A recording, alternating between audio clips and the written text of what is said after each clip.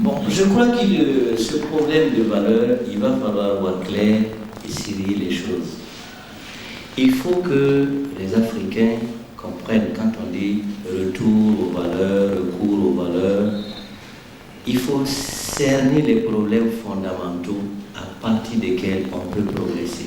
Sinon, nous allons passer le temps à nous battre autour de l'illusoire, autour des problèmes qui n'en valent pas la peine, et c'est ainsi que nous allons occulter l'essentiel. Je le dis pourquoi? Parce que quand on parle des valeurs actuelles d'une société comme la nôtre, je ne pense pas que ça se résume, que ça puisse se résumer, ou que ça puisse même inclure les relations, la manière de faire l'amour, la manière de faire ceci, cela. Non, non, non, c'est des cultures. Une culture par essence évolue. Mais il y a des valeurs intrinsèques à partir desquelles nous pouvons nous battre, Il faut vous mettre toujours dans la tête qu'il y a un combat mondial à mener. Et il faut aller avec des armes appropriées. C'est comme quelqu'un qui irait dans une guerre avec les gourdins pendant que les autres ont des fusils. Nous sommes engloutis dans un monde où le mot le plus utilisé dans toutes les langues est combien. Tout le monde calcule en combien. C'est ça. Et nous devons aller à la bataille avec combien. Et la bataille avec combien se calcule à partir de la stabilité sociale. Et nous avons des valeurs à partir desquelles qui peuvent nous garantir une certaine stabilité sociale pour ne pas retomber dans les travers des autres. Qui aujourd'hui, si le monsieur est en France, il vous dira, si vous avez un troisième enfant en France, vous avez une prime. Dans une France qui a plus de 55 millions d'habitants, on prime les naissances. Mais la France ne fait pas la moitié du Zaïre, qui a 27 millions d'habitants, et on trouve que les Zaïre ne progressent pas, parce qu'il y a inflation démographique. Donc, il y a quelque chose qui ne va pas et que nous devons cerner. C'est-à-dire essayer de comprendre que nous avons des valeurs comme la solidarité, nous avons des valeurs comme l'honnêteté, nous avons des valeurs comme le don de soi à la société. C'est des valeurs sur lesquelles il faut beaucoup s'appesantir, voire même les inscrire dans nos enseignements. Parce que c'est avec ces armes-là que nous allons aller au combat.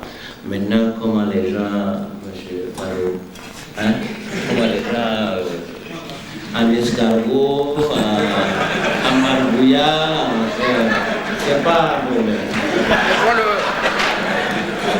Le problème de celui-là, c'est que ces idées n'ont jamais été à la hauteur des miennes. Merci. Tout d'abord, moi je trouve qu'il n'y a pas de dilemme. Il n'y a pas du tout de dilemme. Parce que la sagesse africaine dit, la sagesse bien africaine dit exactement ceci. Il n'y a pas meilleur conseiller que la misère. Quand vous pensez que parce qu'on a le ventre vide, parce qu'on a des problèmes, on ne réfléchit pas, je ne suis pas d'accord avec vous. C'est en ce moment qu'on compte les charpentes.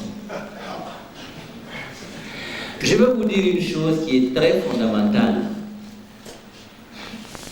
C'est justement la prise de conscience de cette misère qui nous a amenés aujourd'hui à ce débat-là. Il ne suffit pas de pleurer, il ne suffit pas de crier, il faut chercher les origines de sa misère. Pourquoi en sommes-nous arrivés à là où on ne peut pas manger? Je vous ai parlé d'homme complet, c'est-à-dire d'homme capable de réflexion. Aujourd'hui, là, si nous repartons à nos valeurs intrinsèques, comme ils le disent, l'Africain pouvait mourir de faim, mais vous ne pouviez jamais l'insulter, vous ne pouviez jamais le traiter de comme vous voulez.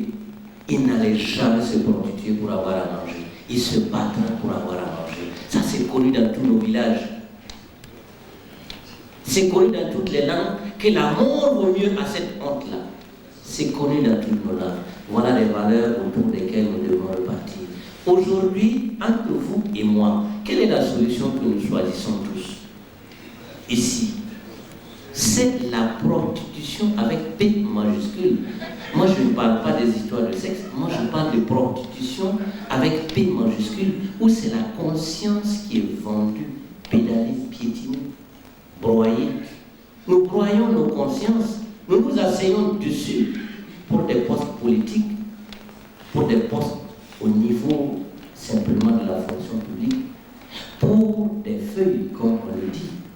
Nous sommes incapables de nous battre comme nos ancêtres pour produire, pour réaliser, pour nous imposer, pour dire, malgré ma pauvreté, tu ne peux pas m'insulter. Comme disait Tobé Géré, pauvreté, richesse des nations, il n'y a pas de dilemme. Vous touchez là au cœur du problème. Et la bataille doit partir de là. Il faut que nous ayons la science de notre misère. Il faut comprendre cette science-là. Et si vous la comprenez, il n'y a pas de dilemme, il y a une source de combat à mener. La question du rendez-vous de l'Afrique avec le troisième millénaire ne se situe pas au village. Ça prouve que vous êtes détaché du village. Sinon, le problème est fondamentalement posé aujourd'hui dans les villages les plus reculés. Comment se soigner? C'est le rendez-vous. C'est la question du rendez-vous. Comment se soigner, comment se vêtir, comment se nourrir, comment préserver la culture? C'est des questions fondamentales pour le rendez-vous du troisième millénaire. Je ne suis pas d'accord avec vous lorsque vous dites que ça n'existe pas au village. Parce que ça existe beaucoup. Parce qu'aujourd'hui, au niveau de nos villages, des gens sont en train de développer, par exemple, la pharmacopée. Des médecines qui avaient été oubliées sont en train d'être remises à la surface. Parce que nous voulons aller au rendez-vous du troisième millénaire avec quelque chose dans nos mains, quel que soit le lieu, quel que soit l'endroit. Ensuite, lorsque vous me dites comment peut-on réfléchir lorsqu'on enlève des gens parce qu'ils disent qu'ils ont faim? Alors je vous pose la question, pourquoi les gens ont faim? Pourquoi avez-vous faim?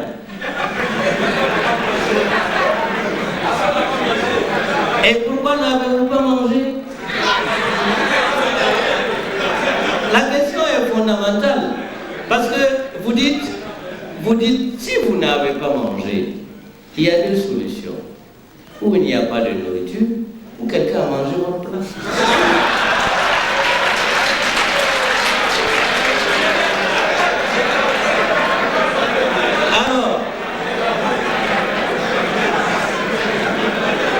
Et alors, la question qui se pose,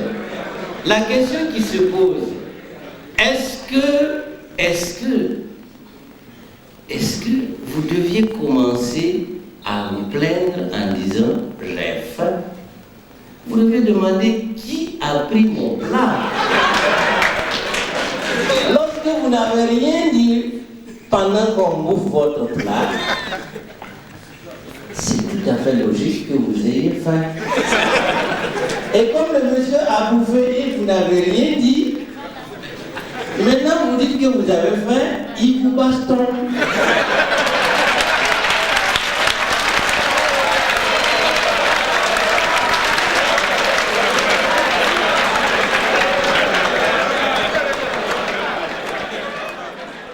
Lorsqu'on parle de recours à nos valeurs, comme je l'ai dit et répété tout de suite, il y a des valeurs fondamentales sur lesquelles nous devons nous appuyer. Parce que, comme ils l'ont si bien dit, on ne peut pas s'engager dans une bataille si on n'a pas de base, on n'a pas d'armée, on n'a pas d'armes. Et nos armes, c'est essentiellement les valeurs culturelles essentielles que nous avons, qui restent quand même assez fondamentales. Et si vous voulez qu'on fasse, monsieur vient de la France, il vous dira, peut-être en France ça ne se sent pas, mais ailleurs, moi j'ai fait des pays comme le Canada, quand les mendiants voient un noir, ils tendent la main. Et si vous causez avec eux, moi j'avais fait un micro-trottoir avec eux dans un devoir de journalisme, et ils vous disent, le noir de l'Africain est encore humain. Donc eux-mêmes, ils s'aperçoivent qu'il y a quelque chose qui leur manque. Vous voyez, par exemple, en Europe, il y a les hospices de vieillards. Vous trimballez votre père, votre mère, votre grand-père, votre grand-mère, vous allez jeter quelque part pour qu'on s'occupe de lui, pour qu'il meure. Et le jour où il meurt, on vous envoie un télégramme, vous envoyez un chèque pour l'enterrement. Je veux dire, il y a quelque chose qui manque. Et ces valeurs-là existent ici. Donc eux-mêmes, ils ont conçu leur société et aujourd'hui, ils s'aperçoivent qu'il y a un manque. Donc on se dit que pour que les Africains les rencontrent, pour que les Africains aillent à la bataille, il faudrait solidifier d'abord cette partie-là. Il faudrait que nous soyons là-bas. Ce n'est pas un reversement. On ne vous demande pas de reporter le Casex plutôt, et de vous promener à travers un truc avec une gourde de l'eau. Non, c'est pas ça. On vous demande, il y a certaines valeurs qui restent assez spécifiques, qui peuvent profiter à l'homme politique toujours. Regardez là, on en vient. Regardez toutes nos sociétés. Prenez un pays comme le Zaïre. Qu'est-ce qui manque au Zaïre pour que des gens meurent de faim au Zaïre? Qu'est-ce qui manque? La nature a tout donné. Je ne parle même pas des guerres. La nature a tout donné. C'est un véritable scandale géologique. Le Gabon, c'est vraiment des scandales géologiques. Il y a du tout.